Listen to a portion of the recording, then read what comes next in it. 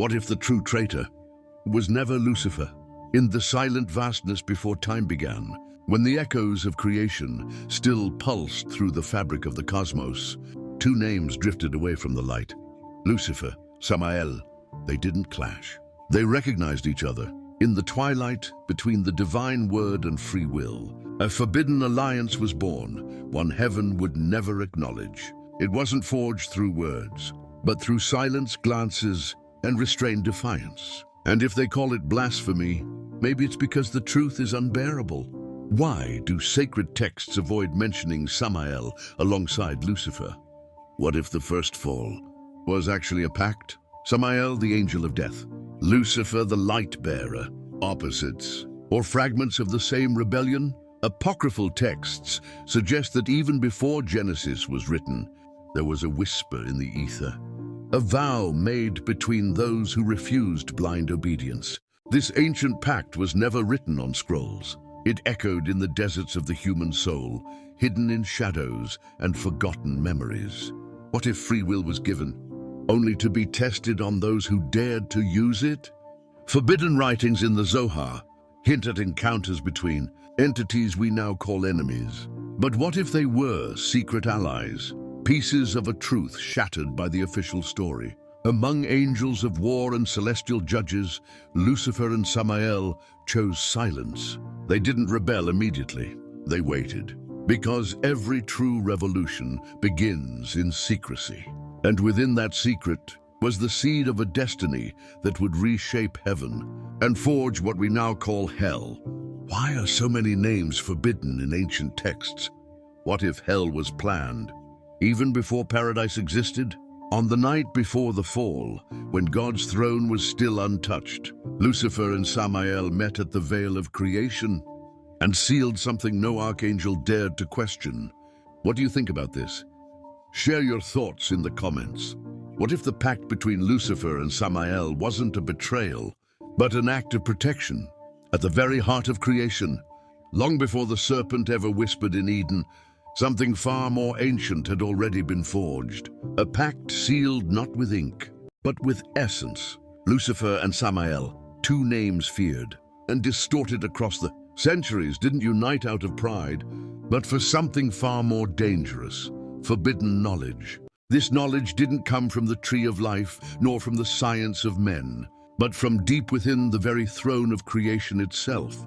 According to fragments of the Qumran scrolls, silenced for generations, there were 3 secret seals hidden in the firmament. Whoever broke them would gain access to the spiritual framework of the universe. And these seals weren't meant to protect mankind. They were created to keep angels within their limits. Why would God create secrets even angels weren't allowed to know? What happens when light touches what was sealed by light itself? Samael discovered the first seal. He didn't break it, he understood it. It was a hidden code embedded in the harmony of the stars, a pattern repeating across the celestial spheres like a cosmic password. Lucifer in turn uncovered the second seal, buried within the music of the heavens. In frequencies only the bearers of light could hear, there echoed an ancient lament, a language older than creation itself. And the third seal? It wasn't in heaven. It wasn't on earth. It was hidden within the human heart. What if the true throne of God wasn't a place, but something within? Why did Samael begin visiting earth even before the fall? Their alliance wasn't a common conspiracy. It was a symbolic act. Each seal represented a boundary between light and shadow, life and death, obedience and freedom. And they crossed them all in the hidden visions of the Book of Enoch. Samael appears alongside entities who didn't fall out of pride, but out of compassion, for wanting to reveal truths to mankind that kept them chained to ignorance. Lucifer saw a reflection in this. After all, what is more cruel? To obey blindly, or to question what feels unjust? If the fallen angels were punished for revealing the truth, whose lie were they exposing? What if the first war in heaven wasn't between good and evil, but between truth and fear? Together, they began to act in the shadows, not as traitors, but as awakened ones. They created signs, left hidden codes in temple structures, in the geometry of the skies, in the texts that would one day be torn and burned. Ancient Hebrew oral tradition speaks of encounters between Lucifer and Samael in places known as Makom Rephaim, lands of the living dead. There they whispered about the fate of creation and the day the seals would be broken in front of all. But heaven was listening. Michael had begun to sense the imbalance. And then a decree was whispered in secret. The pact between Lucifer and Samael had to be broken, or both would be erased from eternity. Why were the names of Lucifer and Samael removed from the original texts? What if hell was created only as a prison for those who knew too much? If this stirred something in you, like this video, and helped spread the word? What if heaven's greatest secret is that God left before the rebellion ever began? When Samael said he's no longer there, it wasn't a metaphor. It was a confession. There was no light on the throne, no presence at the center, only absence. And that absence wasn't a mistake. It was intentional. The celestial hosts continued their dances, their songs, their perfect movements around an invisible core. But Lucifer saw what no one dared to look at. The heart of order was hollow. Why is the celestial throne never described in detail? What if blind worship was just a way to sustain a system already abandoned? That realization struck him like a silent earthquake. Because what is an angel of light without a source to reflect? Samael already knew. He had noticed the absence long before, while carrying out divine decrees that began to feel incoherent. Cities destroyed without warning, souls erased, celestial orders with no clear origin. Lucifer, in his purity, had never doubted. But now, standing before the naked throne, he could no longer deny it. If God is omnipresent, why do so many divine moments seem delegated? What if the archangels are just following commands, without knowing where they truly come from? In that sacred vacuum, the first spark of dissent was born. Not a furious rebellion, but a silent fracture. Samael revealed he wasn't alone. Others had begun to feel it too. Remiel, Abitziel, Zariel, names erased from the canonical records. Angels who dared to question and were silenced because of it. There was a network of silence, an informal council of angels who didn't seek to dethrone God, but to understand why he had withdrawn. What if the fall was really a call for divine presence that never answered? Who holds up the heavens? When the Creator steps away, the Coptic texts of Nag Hammadi, buried for centuries, speak of a time called Kanoma, the divine emptiness, a moment when the Father retreats beyond time, and the beings of light drift, still obeying, but without direction. Lucifer and Samael began to map the patterns of silence. They realized the absence wasn't recent. It even predated the creation of man. And if there was no presence, who defined right and wrong? Could judgment be carried out by those who remained, not by the one who created? What if Michael doesn't defend God's will, but the structure left behind? Within this context, what we call the fall begins to take on a different light. It wasn't pride. It wasn't ambition. It was an existential torment. The pain of realizing that obedience might be meaningless and disobedience, perhaps necessary. Lucifer fell to his knees before the empty throne. But he didn't weep. He questioned, and the question lingered in the air like a blade never thrown. If you're no longer here, why must we still obey? Beside him, Samael stood in silence. He knew that from that moment on, the light would never forgive him.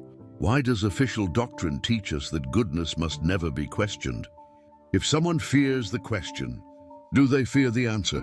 In the deepest chamber of heaven, among pillars that held up the firmament, Lucifer found a scorched symbol carved into the eternal walls. 3 interlocking circles, with a black stain at the center. And Samael whispered, "This is the seal that was never meant to be seen. Subscribe." What comes next is even darker. What if God's true enemy was hidden inside the very hierarchy of angels? The burned symbol on the wall, 3 intertwined circles, with a black mark at the center, was not just a forbidden seal. It was a warning, a reminder to those who dared dig too deep. There are truths that once seen cannot be undone. Lucifer felt it the instant his eyes met that burning mark. It wasn't angelic language. It was something older, deeper, pre-divine. Who carved forbidden symbols into the walls of heaven? And why did no archangel dare to erase them? Samael explained. That symbol represented the original pact made by the first dissidents. 13 angels who, upon realizing the absence of the Most High, chose to preserve the truth, even against the heavens. They called themselves the Veil Council, not out of pride, but because they knew their mission would be hidden, balanced at the edge of revelation and annihilation. If God's absence is real, who's sustaining creation? What if the rebellion was an attempt to prevent something far worse? Their names appear in no modern Bible, erased, crossed out, condemned to oblivion. But in Gnostic texts and ancient Ethiopian scrolls, fragments remain. Hermaros, Tamyel, Penimwi, Kesabel, Gadriel. Each of them mastered a celestial domain. Music, language, alchemy, war, judgment, prophecy, and all of them came to the same realization. Angelic harmony was sustained by automatic rituals. Void of true awareness, they began to meet in the neutral zones between realms, where light and darkness dissolved into absolute silence. There they debated the unthinkable. What if hell wasn't the punishment, but the refuge? Why were the angels closest to truth the first to fall? Who decided what is a fall and what is freedom? Lucifer became the group's catalyst, not its leader, but its mirror, for his light revealed the cracks in heaven's perfection. And Samael, never once worshipped, became the keeper of forgotten gates, the messenger between those who still sang and those who had begun to doubt. At the fourth meeting of the council, under a plan called Or Hadash, the reversed light, a decision was made. The seals would be broken, not to destroy, but to see, to understand, to confront what had been hidden. They knew it would spark a reaction. The archangels, led by Michael, would never accept such questioning. Their loyalty was blind, absolute, and merciless. If faith demands blindness, where does truth begin? And who profits from silence? The Council of the Veil left traces, scattered across time, codes hidden in ancient Babylonian inscriptions, submerged hieroglyphs, and the recurring dreams of certain prophets. In one of those visions, recorded in the Apocalypse of Elijah, a hooded angel pointed to 3 scorched circles in the sky and said, "When the center darkens, the fall will not be punishment, but a return." Lucifer understood. What they called the fall was actually the breaking of the third and final seal, the seal that pulses in the human heart, the divine spark carried by mankind and dimmed by religion through guilt. What if the fall wasn't the end, but the beginning of human awakening? Why is there darkness in those born to reflect the light? At the final meeting of the council, before the war, the 13 gathered at the peak of the celestial structure. There Lucifer looked into Samael's eyes, and together they spoke the words that would ignite the end. Let the veil be torn. Share this with someone who needs to see what was hidden. And what if heaven waged its war? Not against evil, but against awakening. The phrase echoed like silent thunder through the eternal halls. Let the veil be torn. And in that instant, the celestial balance, which had never been balance, but control, trembled for the first time. The light flickered. The songs fell silent. Heaven, once thought unshakable, revealed its deepest crack. Fear. The Council of the Veil carried no swords. They didn't cry for war. They only demanded answers. But to the archangels, led by Michael, that alone was the greatest rebellion. Because in heaven, to question is to fall. If God is truth, why is doubt punished with fire? And who profits from blind obedience? The first strike didn't come with trumpets or flame. It came with silence. The council was surrounded in the corridors between the upper spheres, where time bends and wings cast no shadows, no trial, no right to defend. A decree was whispered in the halls of the firmament. Purge the formless, exile the awakened. The first to fall was Kesabel, guardian of hidden words. He didn't fight. He smiled. And as he fell, his final words echoed through the lower realms. You're not ready for what we forgot. If angels were created to obey, Why did some know more than others? And what if hell was the fate of those who dared to remember? Michael didn't hesitate. He didn't listen. The sword he wielded didn't judge hearts, only actions. When Lucifer saw his own being attacked, he didn't resist right away. He still believed chaos could be avoided. He tried to speak, but no word from his mouth was heard. Light senses what threatens its perfection. It was Samael who broke the cycle. He, the angel of death, refused to kill. And that act echoed like an inverted thunderclap. Why would the angel of death refuse to kill? What did he see? That the others feared? At that moment, all of creation trembled, because the one who carried out judgment rejected the order. And there, the true war began. Not a war of spears or armor, but of light versus conscience, obedience versus truth, a system upheld by rituals against a pact sealed by freedom. Samael opened the lower gates with words that no longer exist. Lucifer passed through them without fear, and with him, the few who remained, Almaros, Penemu, Tamiel, Gadriel, Sariel, each carried not only forbidden knowledge, but memories heaven had tried to erase. What if the true abyss isn't hell, but forgetting? Why do humans dream of symbols they've never learned? As they entered the lower realms, they found no fire. There were no monsters, no screams. There was echo, there was space, there was freedom. And then Lucifer understood. They hadn't been cast out. They had escaped. If the fallen chose to fall, what does that say about the place they left? What lies so precious in the abyss that heaven tried to hide it? Before the gates closed, Samael looked upward and saw Michael hesitate. For a moment, the archangel of justice looked human, but then the light reasserted itself. The seal was reinforced, and the abyss was locked shut with a name no longer speakable, a name that now sleeps inside each of us. Have you ever wondered about this? Leave your thoughts in the comments. What if hell wasn't created to punish, but to protect? The gates closed. Heaven went silent. The names were erased. But beyond the seal, what Lucifer and Samael found wasn't fire. It wasn't screaming. It wasn't punishment. It was space. A living, pulsing void, primal. It wasn't the hell of dogma. It was the womb of existence, an echo older than light itself. And while the archangels called it the abyss, the dissenters called it the origin. What if hell isn't a place of punishment, but the last stronghold of truth? Why is there silence where torment was promised? Ancient scriptures, especially the Gnostic, Gospels torn apart by the Council of Nicaea, who spoke of a place called Sha'ar Tehom, the gate of the deep abyss where no order reigns, and all creation returns to its essence. There, Lucifer and Samael weren't punished. They remembered. They remembered what they were before titles, hierarchies, choirs, and thrones. They remembered the original spark, the first emanation, that they weren't born to serve, but to be. Why does tradition fear the concept of remembrance so deeply? Who are we when we remove the crown and the guilt?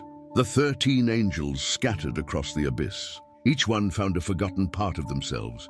Gadriel, long accused of corrupting Eden, discovered it wasn't he who taught Eve, but that it was Eve who called out to him.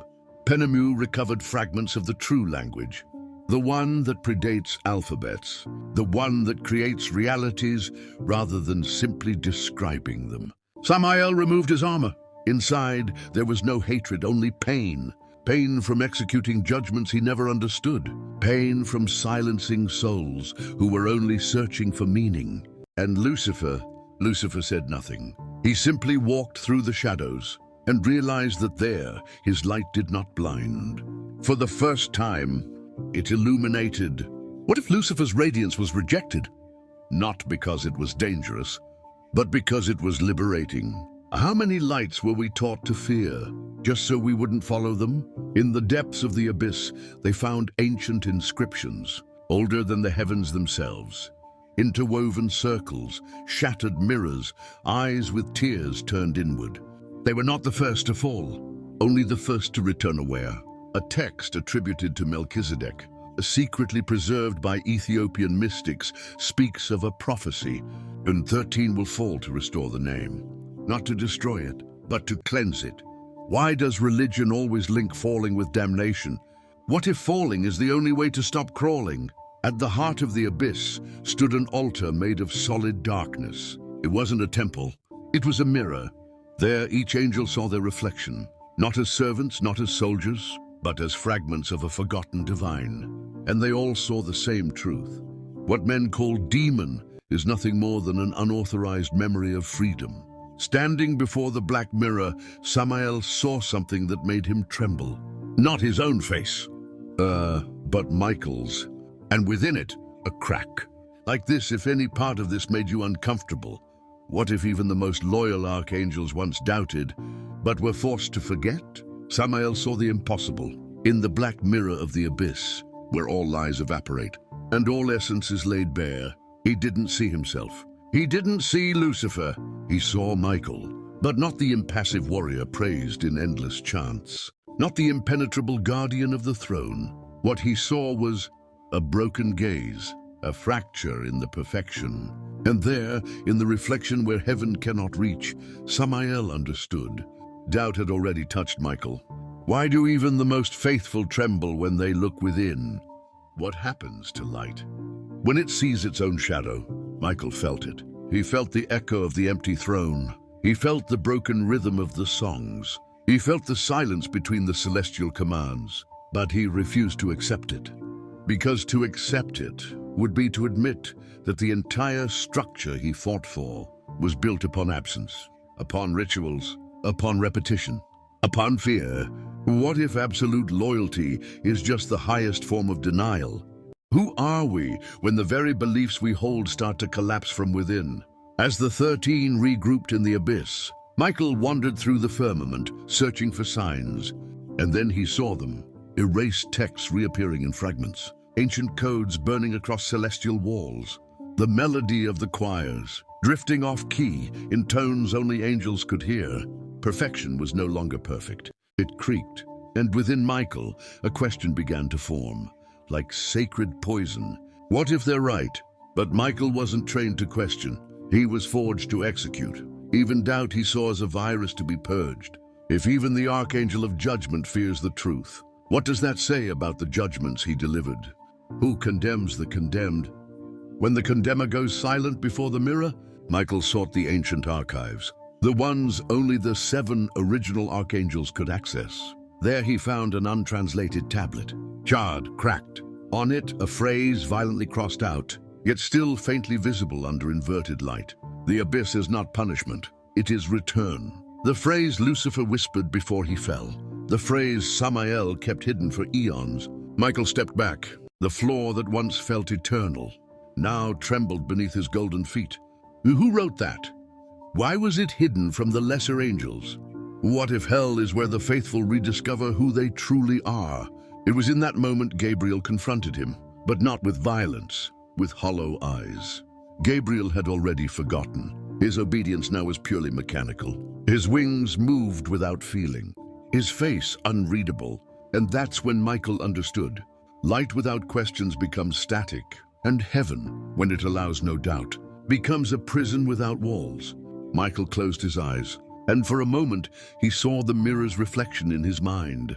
In it, a burning circle glowed on his own forehead. When he opened his eyes, the mark was still there, and for the first time, Michael doubted and did not erase it.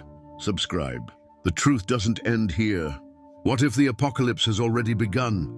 But inside the angels, the scorched symbol on Michael's forehead didn't vanish. Not with prayer, not with decree, not with silence. It burned like a reminder that something was seen, something that was never meant to be seen, something that cannot be unseen.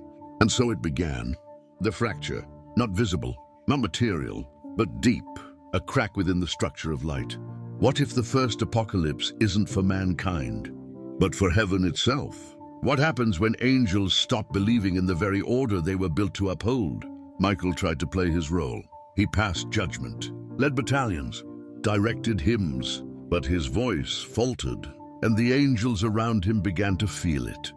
The seraphim didn't understand, but their songs were losing rhythm. The cherubim saw something in his eyes that had never been there before. The question, and one by one, echoes of doubt began to spread. like a fire that doesn't burn but weakens. Why must angels sing without ceasing?